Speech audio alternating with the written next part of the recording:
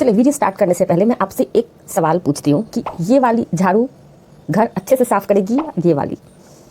तो आप नीचे कमेंट सेक्शन में जरूर बताना। ये है ए और ये है बात है। मेरे पास एक पेशेंट आई, बहुत अजीब से वो डायलेमा में थी कि उसके साथ ऐसा हो क्यों रहा है। बोलती है मैम मैं दिन में 3 बार ब्रश करती हूँ, माउथ वॉश भी करती हूँ, टंग क्लीन भी करती हूँ, बट पता नहीं मुझे ऐसा लगता है कि फिर भी मेरे माउथ से बदबू आ रही है।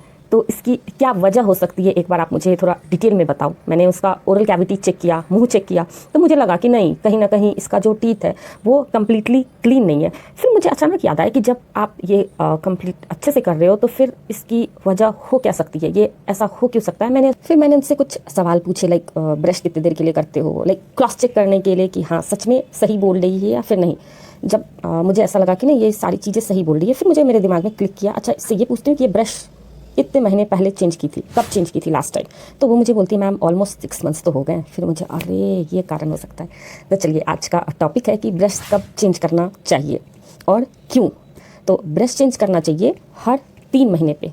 थोड़ा बहुत आगे पीछे हो सकता है, 2.5 मंथ्स हो सकता है, 3.5 मंथ्स हो सकता है, बट इससे ज़्यादा आगे पीछे नहीं होना चाहिए। इसकी वजह 2 होती है मेनली। पहला कि क्या होता है ना कि जब आप रेगुलर ब्रश कर रहे हो दिन में 2 बार, तो ब्रश के जो ब्रिशल्स होते हैं ना वो फैल जाते हैं। जब भी वो फैल जाएगा तो वो क्या होगा ना, प्रॉपर जो ब्रशिंग का जो एक्शन है, प्रॉपर एंगुलेशन वो नहीं हो पाएगा। तो आपको ऐसा लगेगा कि हाँ आप ब्रश कर रहे हो, टंग क्लीन कर रहे हो, माउथ वॉश भी कर रहे हो, सब कुछ प्रॉपर से कर रहे हो, बट आपका जब ब्रिशल्स ही सही नहीं है, जब आपका जो टूथ ब्रश का जो वायर है जिससे क्लीन होता है वही काम नहीं कर रहा है, तो आप कैसे समझोगे कि ये प्रॉपर क्लीन कर रहा है या नहीं। और दूसरी वजह जो कि हर 3 महीने पे ब्रश चेंज करना चाहिए उसकी है कि क्या होता है ना, आप कितना भी अच्छे से ब्रश क्लीन करो, कहीं ना कहीं जो है 100% क्लीन नहीं होता है टूथब्रश। वो धीरे धीरे क्या होता है ना, टूथब्रश के ब्रिसल्स के अंदर बैक्टीरिया बिल्डअप होना स्टार्ट हो जाते हैं, जो कि बाद में एक चांस हो सकता है कि आपके टूथब्रश से आपके ओरल कैविटी, आपके टीथ, आपके गम्स में इन्फेक्शन जाए। इसलिए आप उस इन्फेक्शन को अवॉइड करने के लिए आपको हर 3 महीने पे ब्रश जरूर चेंज करना चाहिए।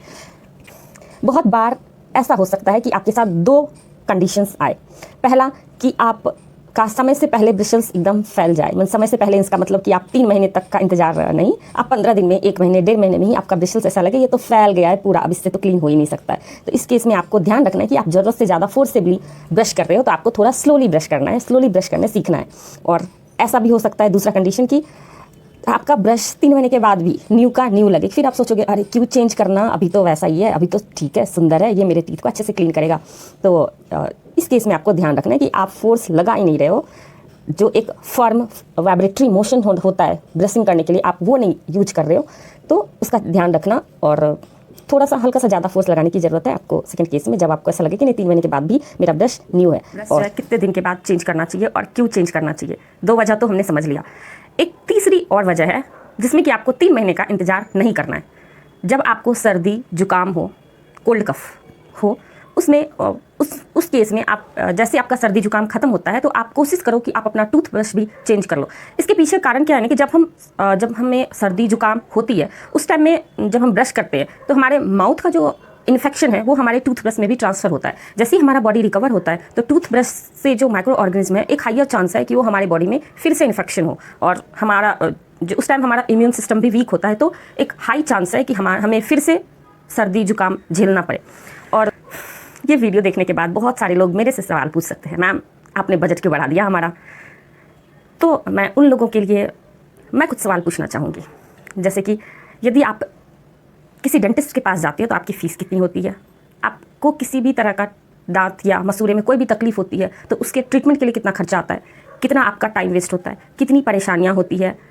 और मुझे लगता है कि ये सवाल का जवाब आपको देना चाहिए। नीचे कमेंट सेक्शन खुला है, आप मुझे बताना कि आप क्या चूज़ करोगे, टूथब्रश चेंज करना या फिर डेंटल ट्रीटमेंट का कॉस्ट इंक्रीज करना। Thank you. और मेरी वीडियो आपको थोड़ी सी भी समझ में आए तो लाइक सब्सक्राइब करना मत भूलना। और थैंक यू लास्ट तक बने रहने के लिए। और किसी भी तरह का डेंटल हेल्थ से रिलेटेड कोई भी डाउट है तो आप नीचे कमेंट सेक्शन में ज़रूर पूछना, मैं सबका आंसर दूंगी। और मेरी वेबसाइट dentistmamma.com पे आप जाके विजिट कर सकते हो। किसी भी तरह के प्रॉब्लम्स के लिए वहाँ पे मैसेज कर सकते हो मुझे, मैं रिप्लाई करूँगी ज़रूर।